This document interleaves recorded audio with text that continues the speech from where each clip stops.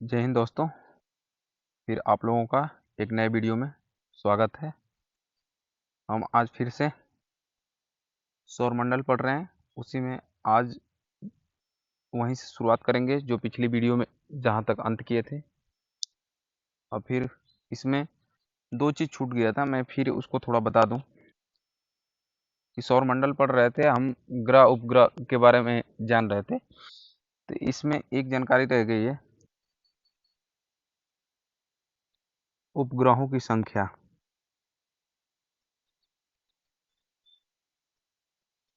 उपग्रहों की संख्या। अब ग्रह कौन कौन से हैं तो देखिए, बुध, शुक्र, पृथ्वी, मंगल, बृहस्पति, शनि, अरुण, वरुण।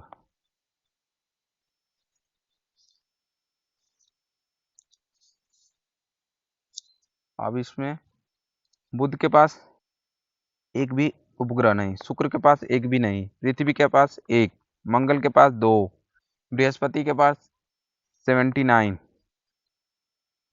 शनि के पास 82, अरुण के पास 27, वरुण के पास 14, 14 दूना के 28, यानी कि एक कम 27। अब इसमें सबसे अधिक बृहस्पति के पास नहीं, शनि के पास सबसे अधिक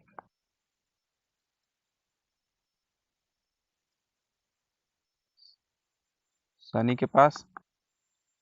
अब सबसे कम की तो कोई गिनती है नहीं, क्योंकि बुध के पास भी नहीं है, शुक्र के पास भी नहीं है, पृथ्वी के पास एक है, उसका नाम चंद्रमा है, मंगल के पास दो है जिसका नाम डीमोस एवं फोबोस है। हम आगे फिर पढ़ेंगे।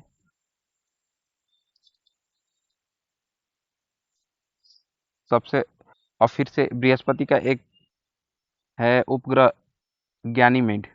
ज्ञानीमेड सौरमंडल का सबसे बड़ा उपग्रह है।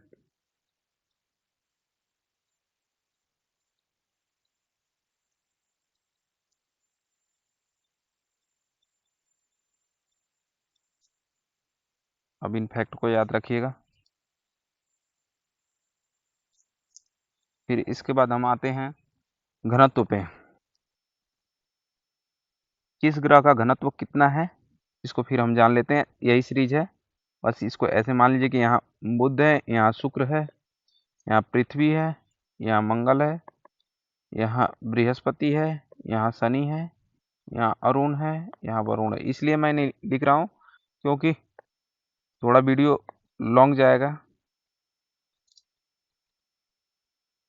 अब देखिए, सबसे ज़्यादा घनत्व, घनत्व का मतलब ये होता है कि 1 सेंटीमीटर,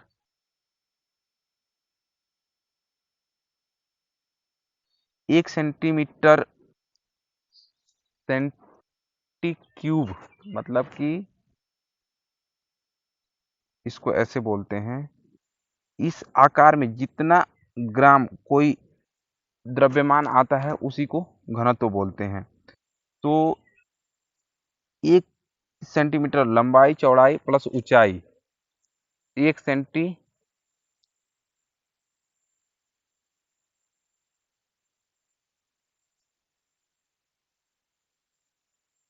सबसे अधिक पृथ्वी का कितना, तो 5.5 ग्राम सेमी क्यू। इसके बाद से आता है बुध का सेकेंड नंबर पे, बुध, इसका 5.4 ग्राम प्रति सेंटीमीटर क्यू। इसके बाद आता है फिर शुक्र का 5 दशमलव, इसका 3 के आसपास में आता है। इसके बाद सबसे कम आता है तो वो आता है शनि का 0.6 ग्राम सेंटीमीटर क्यू। इसीलिए ये बोलते हैं कि जो शनि है यह पानी में तैर सकता है। इसका इतना घनत्व कम है, घनत्व कम होने की वजह से ये पानी में तैर सकता है। ये एक फैक्ट है, याद रखिएगा। बाकी सबसे अधिक पृथ्वी का द्रव्यमान, द्रव्यमान नहीं, घनत्व सबसे अधिक, घनत्व पृथ्वी का, उसके बाद बुध का, उसके बाद शुक्र का, सबसे कम शनि का। इससे इसका अगर क्रम जानना चाहते हैं तो मैं क्रम भी बता देता हूँ।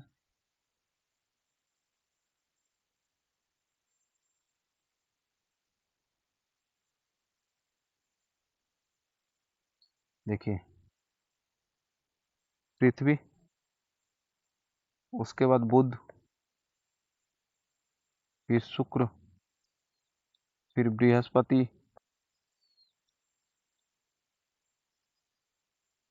फिर वरुण, यहाँ अरुण नहीं है, वरुण है, फिर अरुण, इसके बाद शनि। शनि का 0.6, 5.5, 5.4, 5.3 ग्राम सेंटीमीटर क्यूब।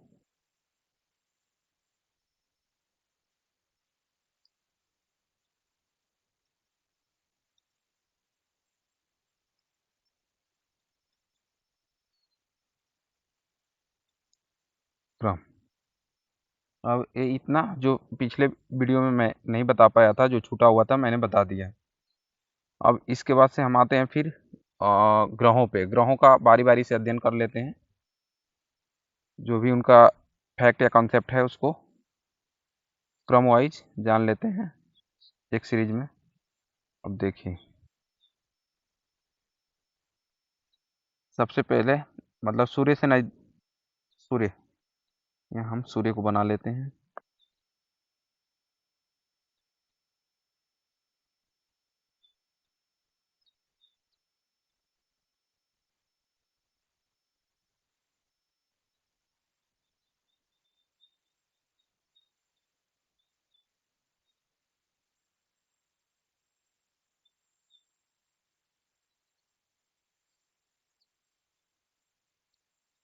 ये रहा सूर्य, ये रहा बुध। अब देखिए, सबसे सूर्य से सबसे नजदीकतम ग्रह बुध।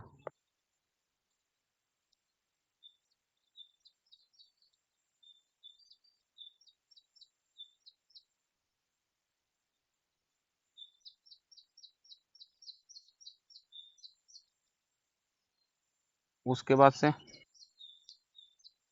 अब इसमें यह है कि जितना नजदीक है, इसका घूर्णनकाल अधिक होने की वजह से और यहाँ पे CO2 की मात्रा कम होने की वजह से इसका तापांतर अधिक है।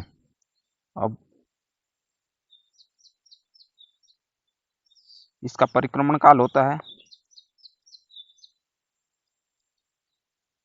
88 दिन, और परिभ्रमण भी 58 दिन, 58 डे। अब देखिए, जब ये अपने अक्ष पे भी, ऐसे अक्ष मान लीजिए, अगर ये अक्ष पे भी घूम रहा है, तो अब ये मान लीजिए कि ये स्टार वाला है, ये वाला पोर्शन, इसको फिर इस चंद्रमा के सामने आने में इसको 58 दिन लग जाएंगे। तो अब इसका क्या होता है कि यहाँ का तापमान, जो बुध का ये, इसका जो ये बिंदु मैंने बताया, इसका तापमान क्या होता है कि बहुत कम हो जाता है। तो इसी वजह से इसके जो सूर्य के सामने वाला का जो तापमान बार बार, मतलब कि यहाँ से प्रकाश पड़ता है, जिसकी वजह से इसका तापमान तो अधिक रहता है। तो वो रहता है लगभग 420 डिग्री सेल्सियस के आसपास में। और जो पिछला हिस्सा है, अब इसका तापमान हमेशा बिल्कुल अंधेरे में रहता है, तो इसका तापमान गिर के -180 डिग्री के आसपास में चला जाता है। तो अब इसकी वजह से आप जोड़ेंगे दोनों को, तो इसका तापांतर क्या हो जाता है, 600 सेल्सियस हो जाता है।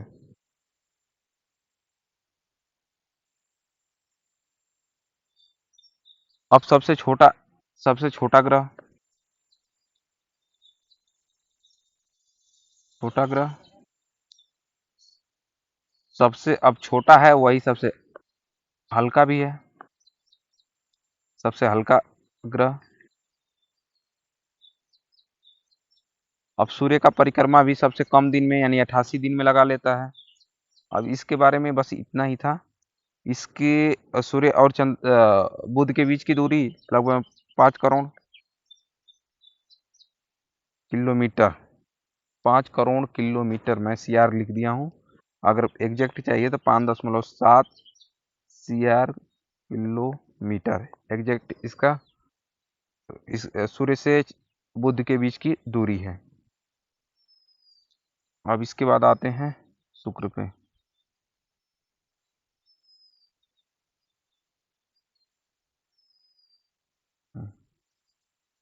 ये रहे शुक्र, वेनस। यहाँ भी हम थोड़ा सूर्य को बना लेते हैं।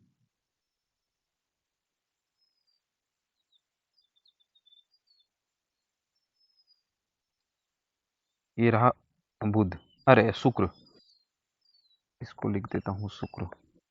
अब देखिए,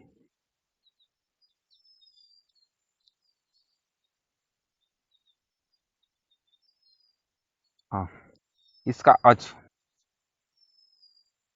अब इसके सूर्य और इसके बीच की दूरी मतलब 10 करोड़ किलोमीटर, लेकिन एग्जैक्ट मानेंगे तो 10.8 करोड़ किलोमीटर इतना है। यहाँ पे CO2 की मात्रा बहुत अधिक है।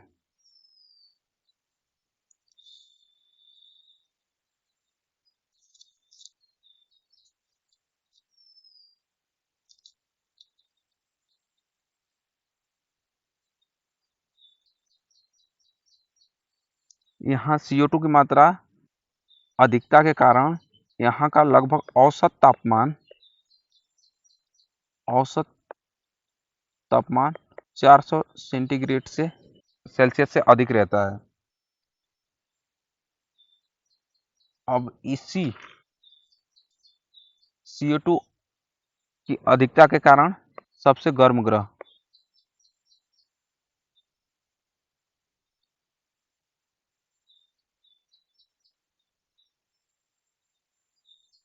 सबसे गर्म ग्रह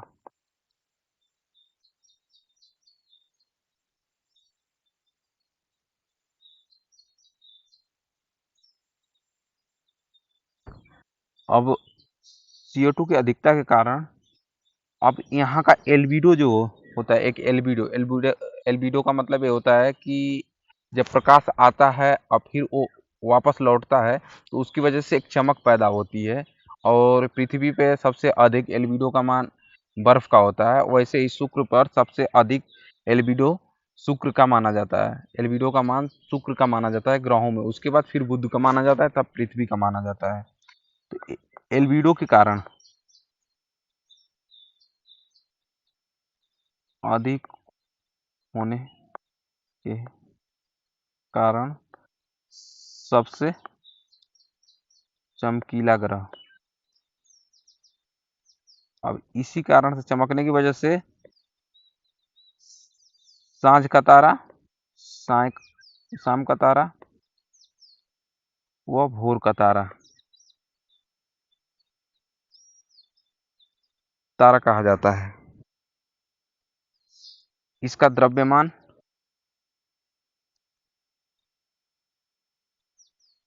आकार घनत्व व्यास पृथ्वी के समान समान होने के कारण इसको पृथ्वी का भग्नी कहते हैं।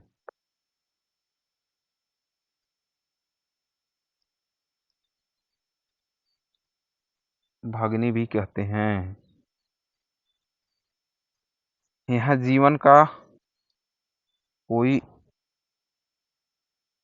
यहाँ जीवन का कोई साक्ष्य नहीं है, ना ही यहाँ जीवन बसाने का मतलब कि यहाँ अब आदमी चाहे कि जाके बस जाए, तो ऐसा कोई वातावरण वहाँ का ऐसा नहीं है। अब इसका खोज अब मान लीजिए कि एक अभी 1989 में मैगलेन सैटेलाइट गई थी। इसका मतलब कि वो इमेज लेने के लिए, पिक्चर लेने के लिए, तो वो मैगलेन जो वैज्ञानिक थे जिन्होंने शुक्र की खोज की थी, उन्हीं के नाम पे इस सैटेलाइट का भी नाम रख दिया गया। मैगलेन महोदय कुछ करता। बस इससे ज्यादा शुक्र के बारे में कुछ नहीं पूछेगा। लगभग इसका तापमान बता ही दिया कि लगभग 400 सेल्सियस से अधिक रहता है। अब इसको परिक्रमण और परिभ्रमण रहता है, तो देखिए इसका जो घूर्णन है 243 दिन है।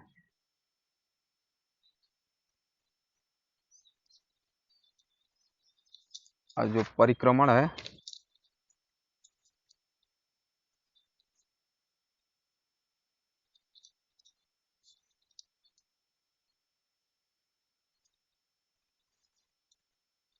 परिक्रमण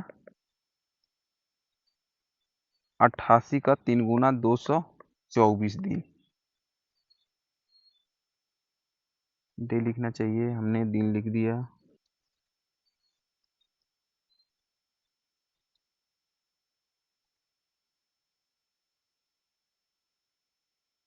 यानी कि उसका घूर्णन करने में ज्यादा टाइम लग रहा है, जबकि परिक्रमण करने में कम टाइम लग रहा है। अब इसका यहीं तक है। फिर अगले ग्रह पे आते हैं, पृथ्वी। पृथ्वी पृथ्वी के बारे में कौन नहीं जानता।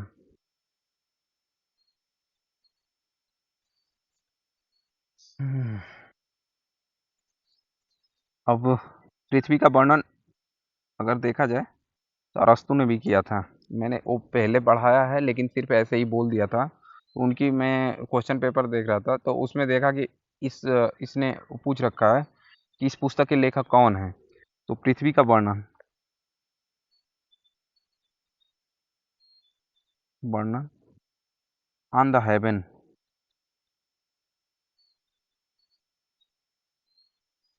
पुस्तक के लेखक लेखक अरस्तु।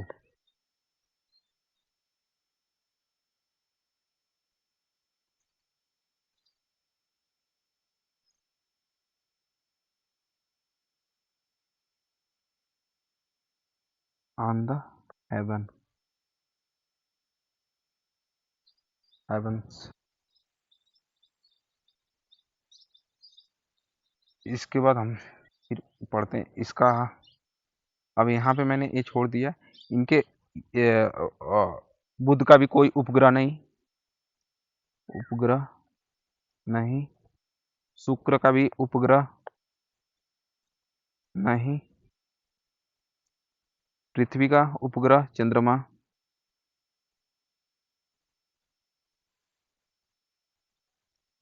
उपग्रह चंद्रमा। हम इसको बना लेते हैं थोड़ा सूर्य को।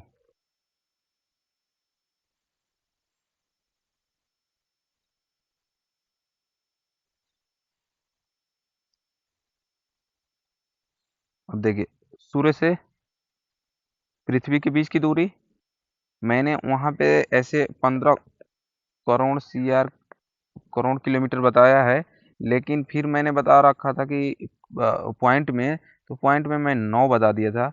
उसको थोड़ा सुधार कर लीजिएगा। मैं वो उसी टाइम बताना चाह रहा था, लेकिन ट्रिक बैठाने की वजह से मैंने नहीं बताया था। अब इसका एग्जैक्ट ऐसे आता है, तो इसका आता है 14 करोड़ 95 लाख 98 हजार 262। 14 करोड़ 95 लाख 98 हजार 262 किलोमीटर ऐसे बुकों में दे रखा है। तो मैं ये 14.9 बैठाना चाह रहा था, 7 8 इसके बाद 9, लेकिन वो उस दिन नहीं बैठाया, उसके लिए सॉरी। आप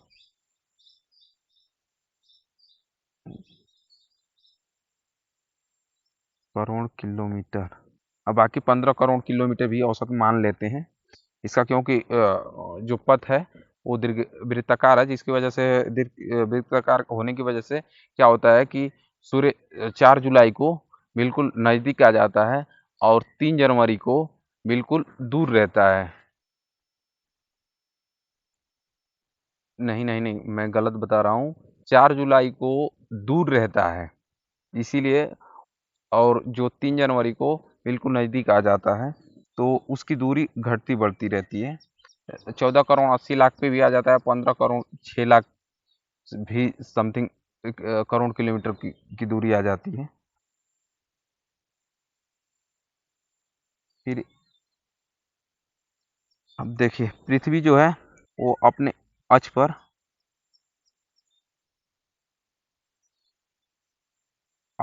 पे, ये मान लीजिए कि ये सीधा अक्ष हुआ, लेकिन ये सीधा ना होके ये थोड़ी सी टिल्ट हुई है, झुकाव है, जो 23.5 अंश का। इसको मैं दूसरे कलर ले लेता हूँ, पीला। 23.5 डिग्री का कोण बना देती है टिल्ट होने की वजह से। इसकी इसी झुकाव के कारण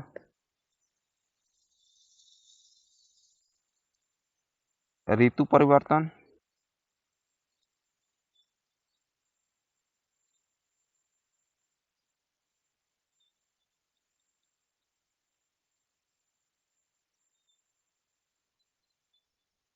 दिन रात का छोटा होना, का छोटा बड़ा होना,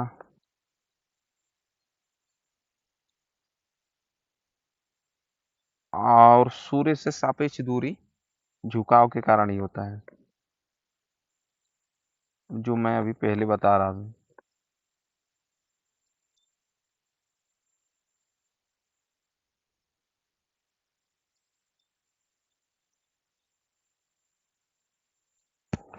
परिवर्तन,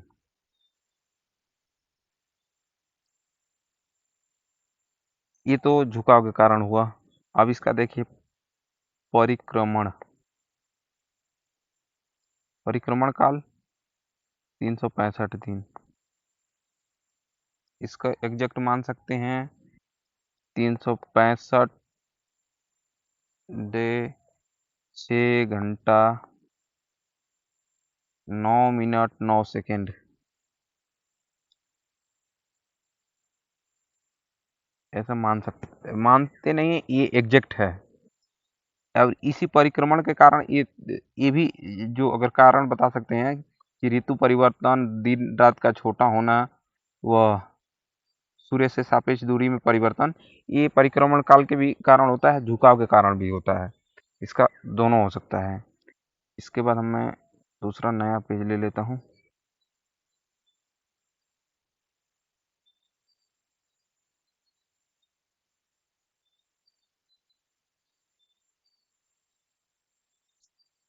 अब घूर्णन, अपने अक्ष पे घूर्णन, इसका है 24 आवर।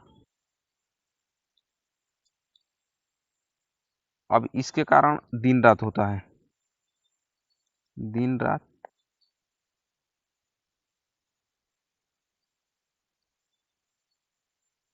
का होना। अब यहाँ लगभग 71%, 70% लिख दिया, इसको 71% लिखता हूँ। 71% जल की उपस्थिति के कारण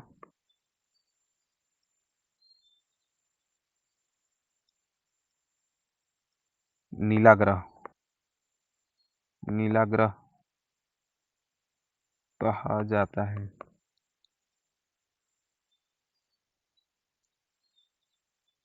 अब इसकी गति जो है, अब देखिए, परिक्रमण का मतलब ये होता है कि अब एक पथ पे ऐसे जा रही है, ऐसे ऐसे, मतलब कि जा रही है अपना। तो इसकी जो गति है वो 1610 किलोमीटर प्रति हावर है। और जो घूर्णन गति है, जो अपने ऐसे एक ही लट्टू की तरह नाच रही है, उसकी जो गति है वो है 30 किलोमीटर प्रति सेकेंड। इन इन दोनों को किताब में दे रखा है, लेकिन स्पष्ट नहीं किया है। स्पष्ट न होने के कारण अब कंफ्यूज हो जाते हैं अपन लोग। बाकी अब फिर इसको यहाँ से आ जाते हैं। इसका विश्व विश्वतीय व्यास यहाँ से यहाँ तक 12,756 और अध्रुवीय व्यास यहाँ से लेके यहाँ तक। इसको दूसरे कलर से करता हूँ, देखिए रेड से किया हूँ। ये विश्वतीय व्यास हुआ, ये ध्रुवीय व्यास हुआ। तो विश्वतीय व्यास हुआ वो है 12,756। इसके बाद ध्रुवीय व्यास जो हुआ वो हुआ 12,713। यहाँ भी 43 किलोमीटर का अंतर है। जो हम बता रहे थे कि पृथ्वी की जो परिक्रमण काल है और मंगल का परिक्रमण काल, उसमें उसका दोगुने का 43 कम। तो वही मैं बताया था कि 43 एक जगह और आएगा, तो उस चीज़ को मैं यहाँ बता दिया। विश्वतीय और ध्रुवीय व्यास में 43 किलोमीटर का अंतर है, जबकि विश्वतीय व्यास अधिक है 756 किलोमीटर और ध्रुवीय व्यास 43 किलोमीटर कम है, जिसकी वजह से थोड़ी चपटी दिखाई पड़ती है। इसका पृथ्वी का आकार जो बताते हैं वो जियोइड बताया जाता है, यही एग्जैक्ट है। अब इसके बाद हम आ जाते हैं, इसमें इतना ही है। बाकी फिर हम पृथ्वी के बारे में तो पूरा भूगोल पृथ्वी के बारे में ही है। ये तो धीरे धीरे हम ब्रह्मांड से लेके धीरे धीरे आ रहे हैं। इसके बाद जब पृथ्वी पर आ जाएंगे तो वहाँ तो सब कुछ पढ़ना ही पढ़ना है। अब इसके बाद हम मंगल पे आ जाते हैं।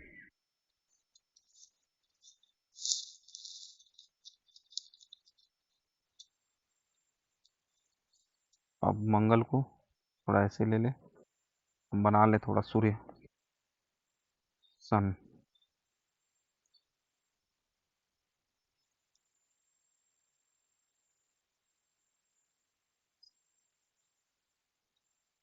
इसके बीच की दूरी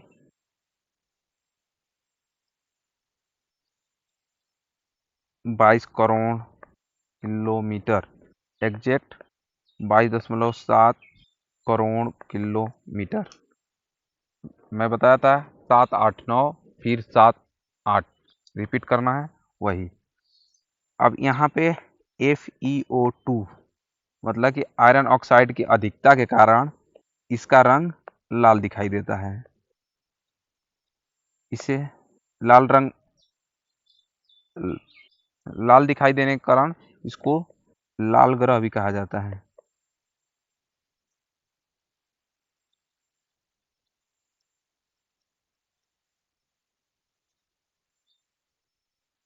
इसका घूर्णन 24 आवर, परिक्रमण 687, यानी कि 365 का दोगुना, उसमें से 43 कम डे है, दिन है। ये अपने अक्ष पे कितना झुका हुआ है, ये भी थोड़ा टिल्ट है ऐसे। तो ये 25 डिग्री के आसपास में है, 25 डिग्री झुकाव।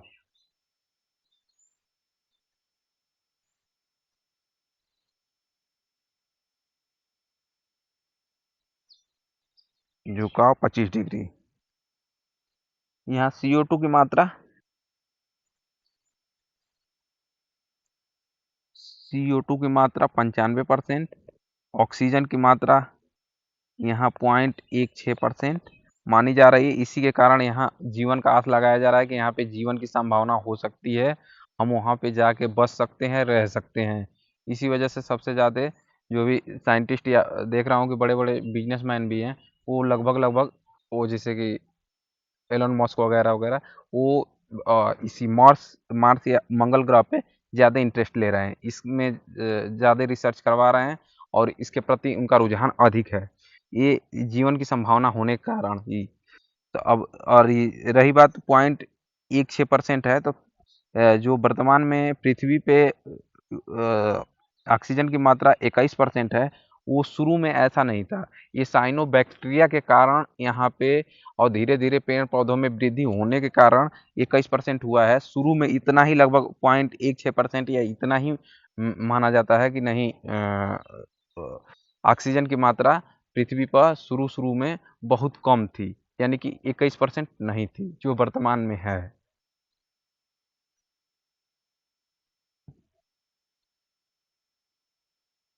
अब यहाँ NO2 की भी मात्रा है, N2 की मतलब नाइट्रोजन की मात्रा 16%।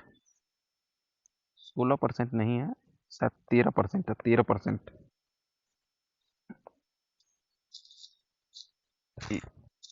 इसके दो उपग्रह हैं, डिमोस एवं फोबोस।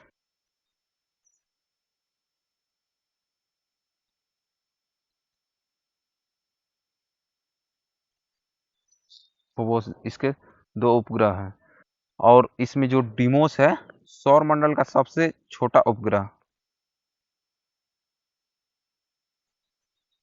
उपग्रह सौर मंडल का, इसको यहाँ थोड़ा सा इसको मिटा देता हूँ।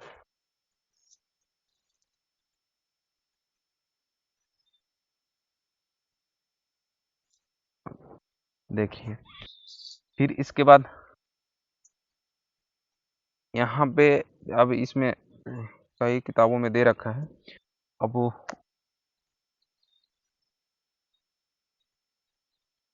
ज्वालामुखी के बारे में, पर्वत के बारे में, अब वो पर्वत के बारे में माउंट एवरेस्ट का भी यहाँ पे पृथ्वी पे दे रखा है, और लेबनिटीज पर्वत का चंद्रमा पे। इसके बाद निक्स ओलंपिया का, ये मार्स पे निक्स ओलंपिया का दे रखा है, निक्स ओलंपिया। ओलंपिक से याद रखिएगा कि ओलंपिया, निक्स ओलंपिया। सौर मंडल का, सौर मंडल का सबसे बड़ा, सबसे बड़ा नहीं, ऊंचा लिखते हैं।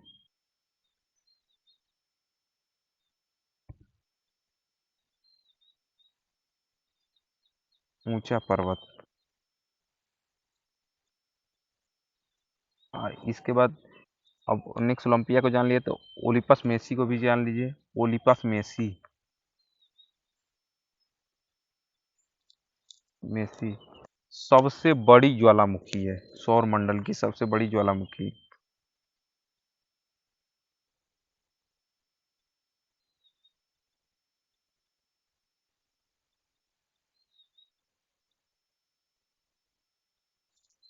सबसे बड़ी ज्वालामुखी। अब देखिए, मंगल ग्रह पे अगर जो भी रिसर्च करने के लिए आप लोग जानते हैं, ये सैटेलाइट भेजी जाती है, तो वो जो कृत्रिम उपग्रह जाते हैं, तो जो अब नासा ने भेजा था वो सबसे फेमस थी, तो नासा वाली थी, उसको नाम था मार्स क्यूरोसिटी रोवर, 2012 में भेजा था। उसके बाद तुरंत भारत ने भी 2013 में अपना मंगलयान भेज दिया था, तो उसका नाम है मार्स क्यूरियोसिटी रोवर, 2012 में भेजा था। और इसरो ने मंगलयान 2013 में भेजा था, 2014 में पहुंचा था। और ये ऐसा मंगलयान था कि जो पहली बार में भेजा गया और पहली बार में सफल भी हुआ। ये और ये बहुतों पेपर में आया है। उस समय करंट अफेयर में सबसे ज्यादा मंगलयान के बारे में भी पूछ लिया था। तो ये रहा इतना डाटा मंगल के बारे में। अब इसके बाद आ जाते हैं जुपिटर, मतलब कि बृहस्पति।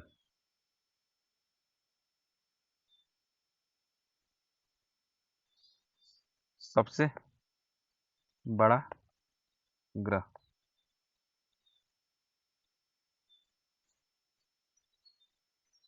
सौरमंडल के बारे में बहुत ज़्यादा नहीं दिया है। सबसे बड़ा ग्रह है। इसके बाद अब यहाँ सूर्य से ले लिया जाए। सूर्य से लगभग पांचवा पांचवा स्थिति के आधार पे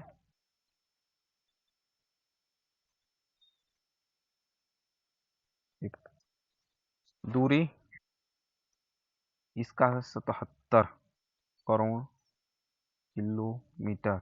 77.7 भी लिख सकते हैं, करोड़ किलोमीटर एग्जैक्ट है इसका। इसमें झुकाव बहुत कम है, लगभग 5 डिग्री के आसपास में है। झुकाव इसका है ही नहीं। ये इतना बड़ा है कि झुकाव बहुत कम पता चलता है, और चलता है तो वो 5 डिग्री लगभग लगभग है। इसका जो घूर्णन है,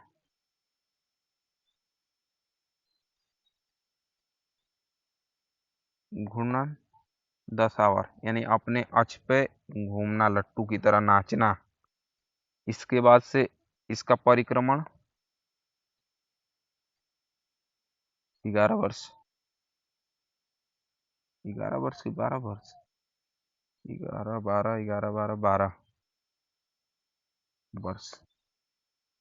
12 दूना के 24, 29 वर्ष। और इसके बाद जो शनि आएगा उसका 29 वर्ष है। उपग्रह की संख्या, उपग्रह की संख्या 79, 80 में एक कम। उपग्रह 79 यानी 80 में एक कम, ऐसे लिख के याद कर सकते हैं। याद करने का सबसे बढ़िया कि 80 में एक कम। इस सबसे बड़ा, इसका सबसे बड़ा ग्रह भी है, इसी का सबसे बड़ा उपग्रह भी है। सबसे बड़ा उपग्रह गैनीमीड, यानी कि वो चंद्रमा से भी बड़ा है। बस इतना समझ लीजिए। नहीं तो अगर चंद्रमा से बड़ा नहीं रहता तो चंद्रमा को ही बोला जाता कि सबसे बड़ा उपग्रह है। अब यहाँ पे एक और आता है यूरोपा। यूरोपा उपग्रह इसी का है, बृहस्पति का। अब यूरोपा उपग्रह के बारे में ये है कि यूरोपा पे जो सैटेलाइट इसके बृहस्पति के लिए भेजी गई थी, तो यूरोपा के बारे में रिसर्च की, तो उसने पाया कि वहाँ पे समुद्र पे जो बर्फ, जैसे कि पृथ्वी के आर्कटिक या अंटार्कटिक क्षेत्र में जो समुद्र पे बर्फ जमा हुआ है, ऐसा इमेज बार बार यूरोपा से आ रहा है। तो ऐसी संभावना लगाई जा रही है कि पृथ्वी के अलावा भी यूरोपा ऐसा उपग्रह है जिसपे समुद्र या महासागर के साक्ष्य मिले हैं। पर महासागर के साक्ष्य मिले हैं। अब इसके से ज़्यादा तो और इसमें कुछ नहीं है। इसके बाद आ जाते हैं शनि के बारे में। अब देखिए, पहले ब्लैक का मैं कॉन्सेप्ट बता देता हूँ, फिर इसके बाद आप समझ लीजिएगा।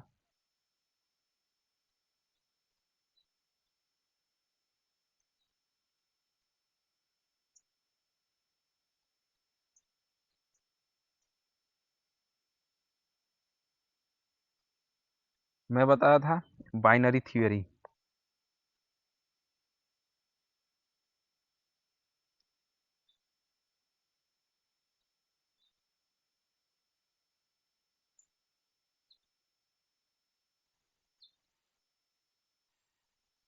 बाइनरी थ्योरी है द्वैत तारक सिद्धांत।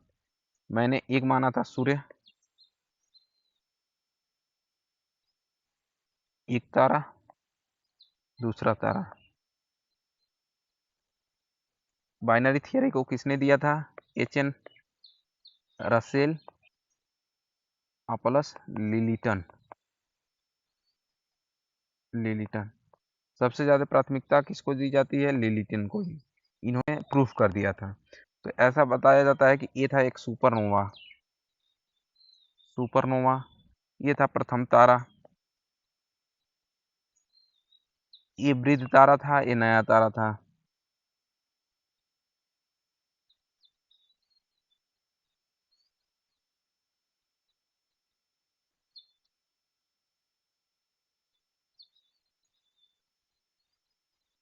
नया तारा ये था सूर्य।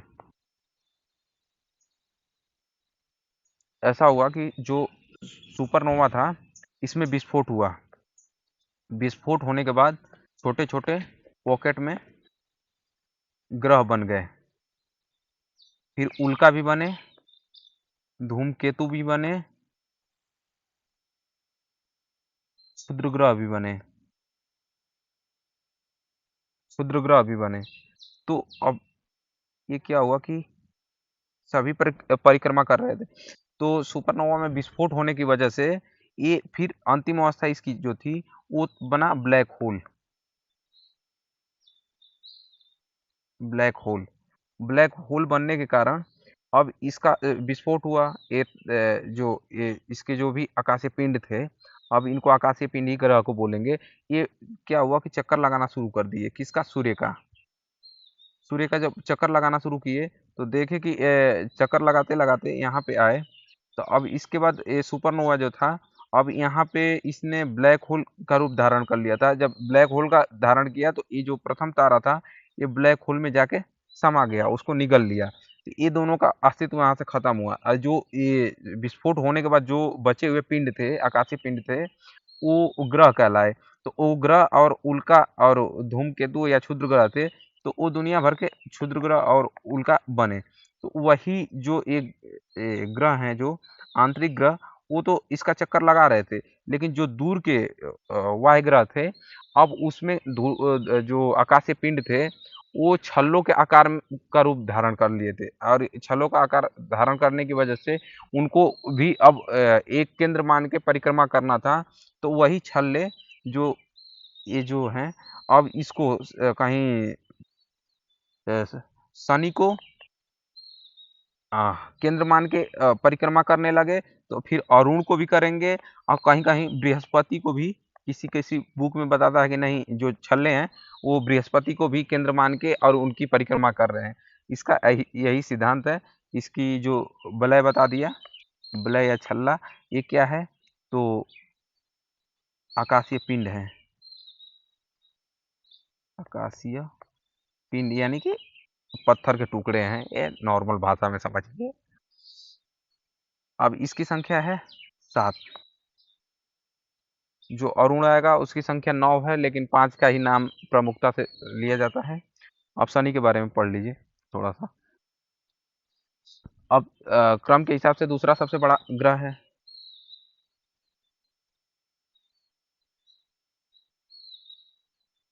बड़ा ग्रह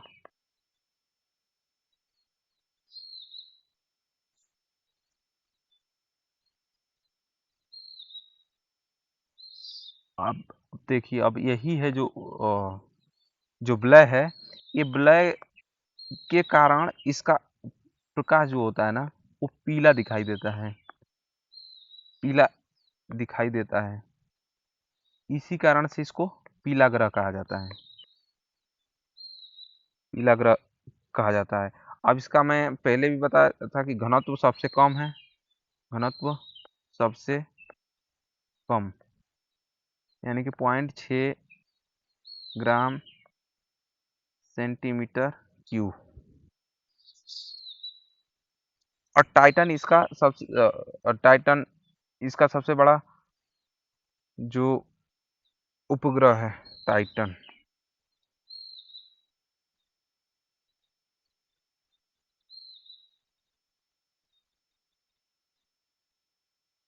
इसका सबसे बड़ा है, सौर मंडल का नहीं। शनि का सबसे बड़ा उपग्रह टाइटन है। इस पे भी जीव पृथ्वी के समान वायुमंडल मिलता है, सैटेलाइट इमेज से पता चला है। और इसी वजह से यहाँ पे भी, टाइटन पे भी जीवन की संभावना बताई जा रही है। ये संभावना वायुमंडल की उपस्थिति के कारण।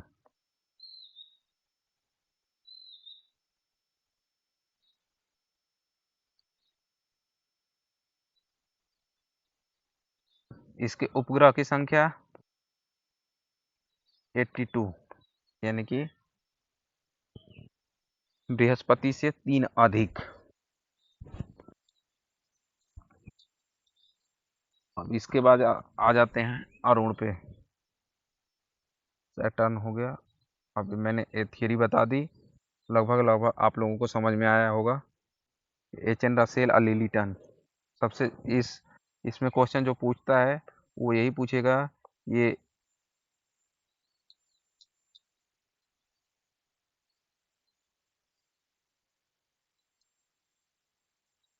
जो बाइनरी थियरी है इसको किसने दिया था, तो एच एन रसेल या लिलीटन ने। लेकिन बाकी इस कॉन्सेप्ट को समझेंगे तभी वो बलय का सिद्धांत समझ में आएगा कि नहीं, जो उसके 7 बलय दिख रहे हैं वो बलय है क्या, तो पत्थर के टुकड़े हैं बस। इसके बाद यहाँ पे फिर ये है यूरेनस। यूरेनस और से अरुण और से यूरेनस, बस याद करने के लिए, बाकी बोलने में ऐसा अच्छा लगता है। यूरेनस अरुण, बाकी इंग्लिश में आ जाता है। हम हिंदी भाषी है, हिंदी माध्यम से पढ़े हुए विद्यार्थी रहे हैं, जिसकी वजह से पता चलता है कि हम इंग्लिश में दे देता है, हम कंफ्यूज हो जाते हैं कि नेपच्यून कौन है, यूरेनस कौन है, वेनस कौन है। तो अब इसके बाद अरुण के बारे में पढ़ लेते हैं। तो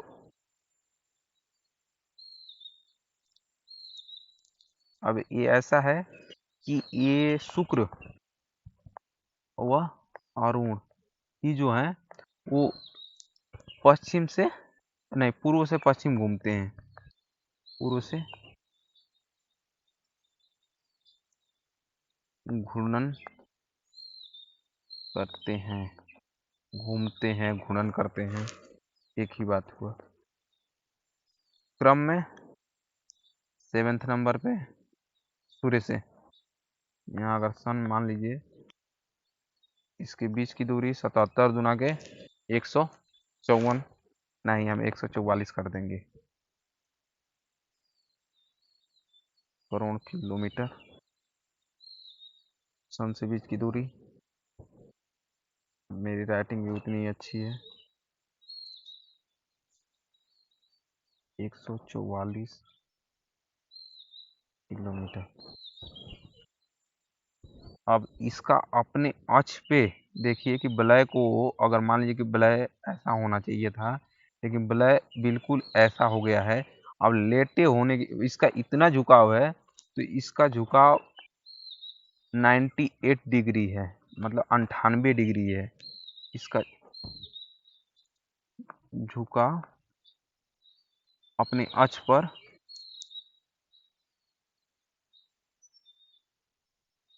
98 डिग्री है, इसी कारण से यह लगता है कि सोया हुआ है, लेटा हुआ है, तो लेटा हुआ ग्रह कहा जाता है, ग्रह कहा जाता है। इसके जो वलयों की संख्या है, ये वलय 9 है, लेकिन 5 का नाम रखा हुआ है, alpha beta, alpha beta gamma delta. Delta वैसे नहीं बनता, डेल्टा बनता है, ये तो हो गया गामा, गामा डेल्टा बनता है ऐसे। इसके बाद इलिप्सॉन, यानी कि एप्सिलॉन, एप्सिलॉन बोलते हैं। ये 5 हुए जिनका नाम रखा हुआ है, जबकि वलयों की संख्या 9 है और इसमें 7 है। शनि में 7 है, इसमें 9 है, बाकी 5 का नाम रखा हुआ है। इसका सबसे बड़ा जो उपग्रह है वो टाइटेनिया है।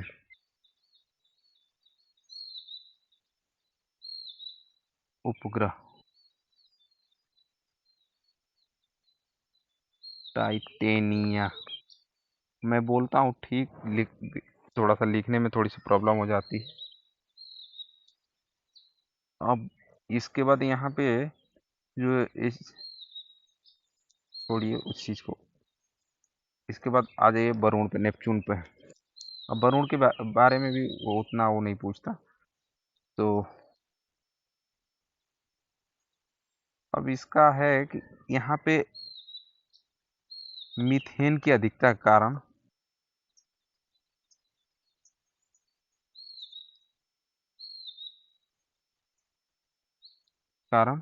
हरा रंग का प्रतीत होता है, हरा रंग का दिखाई देता है, इसी वजह से वो हरा ग्रह कहते हैं, हरा ग्रह कहते हैं।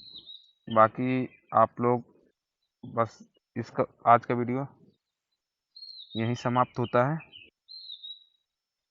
जो भी इसमें कोई दिक्कत होगी आप कमेंट करके बताइएगा। बाकी थोड़ा लाइक सब्सक्राइब कर दीजिए, लाइक कर दीजिए, सब्सक्राइब कर दीजिए, शेयर कर दीजिए। थैंक यू दोस्तों।